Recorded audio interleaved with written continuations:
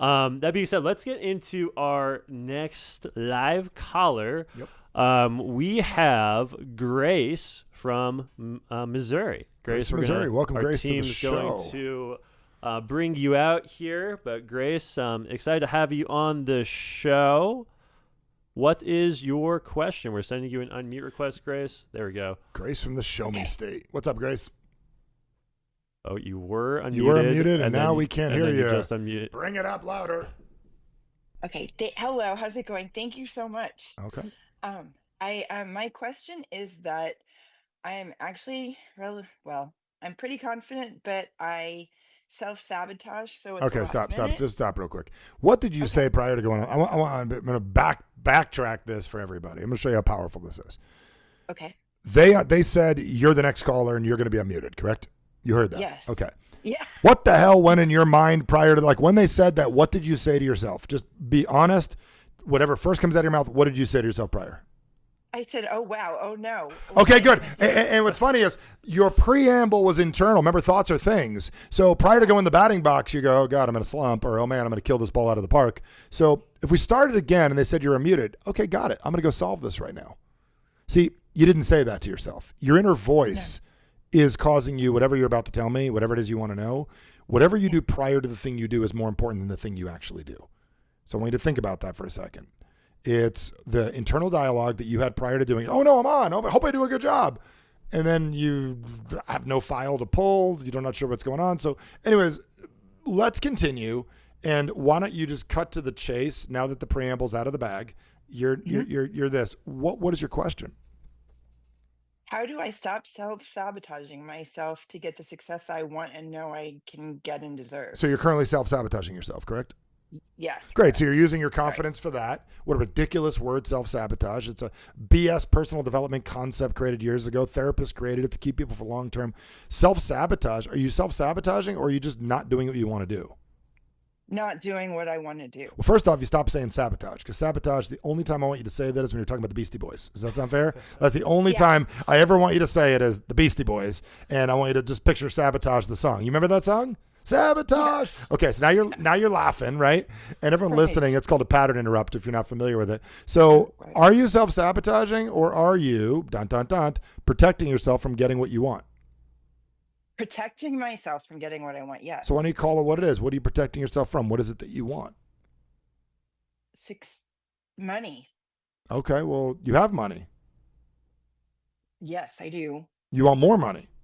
Yes. And these other people have what you don't have, correct? Correct. And they did things that you're not doing. Yes. And you're choosing not to do those things, correct? Yeah. Got it. Because you're comfortable doing what you're doing. Yes. Okay, good. So what is your exact question? Because you're pretty confident with a bunch of yeses on me breaking down what you're doing. But here's my question. I'm going to ask you right now. Do you have a real plan, or is it just one day you're going to become one of these rich, successful people? Like, do you have a real plan? Not really, no. Well, then how the hell is that going to work? It's not. Nothing's possible without at least the next step. Right. Like, what is the next step?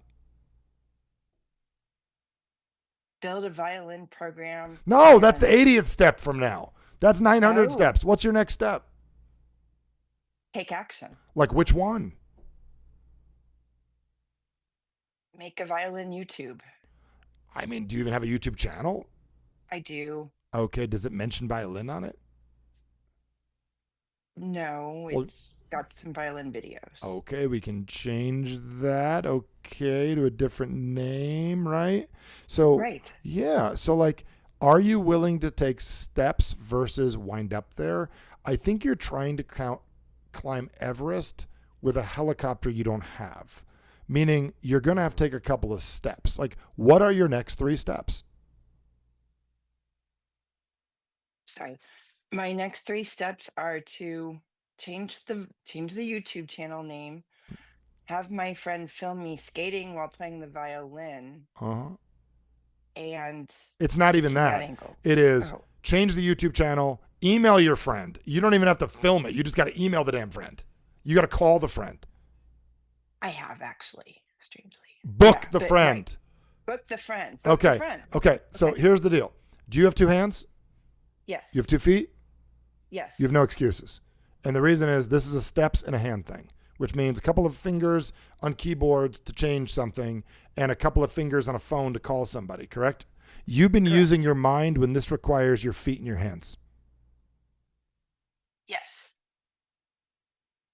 Yes. I'm being serious. Have you been using Yeah. your feet? No. Have you been using your hands? No. You've been building no, a story. So what I'm going to challenge you to think about right now is your next 3 steps. So you come back to the next show next week or the week after, whenever our next show is. And when you come back to the next show, I want you to show up and put in the box, go, I did the first 3 steps. I even did the first 6 steps. Remember, booking the time is the step. Shooting the video is the next step. But I also want you to think past that. And I want you to also book the steps. You need at least 3 steps that you're going to take with either your hands or your feet. Okay. Because you've been trying to do it with your mind, haven't you? Yes. That's weird. How the hell are you going to do it with your mind? You're already done with the mind part. I am done with the mind part. Just for now, go do 3 steps and then you're allowed to use your mind again. Does that sound fair? Absolutely. All right. So listen in, folks. Thanks, Chris. I encourage you, and if you're an able-bodied person, you got 2 feet, 2 arms. Listen, if you have a challenge, you don't have those things, these people are like, man, you got it easier. I don't care what it is that you're dealing with. Christopher Reeves used to say, he was Superman, he said, I don't feel bad for people with disabilities. I feel bad for able-bodied people that don't live their lives. Lady's got all the capacity in the world. She's trying to do it inside of her head instead of physically in the real world. Yeah, this goes back to, again, it's like thinking in terms of A to Z, which gets you in your mind versus just what you said, A to B. What are those next few steps? Yep. And, talking about steps, there's never been a better time to become a person of confidence. And I'm not talking about just thinking about becoming a person of confidence, but actually taking action and creating an environment where you have no excuse but to raise your level of confidence and be confident in more areas. Every month, Michael has a program with 5 days of coaching where we dive deep into topics like confidence, raising your level of confidence. We talked about influencing yourself and others to get what it is that you want so you can close better deals, so you can have more confidence speaking in front of other people, so you don't just have situational confidence anymore. You actually identify as a person with confidence. If you text action to 480-800-8051, the team will put the QR code as well on the screen.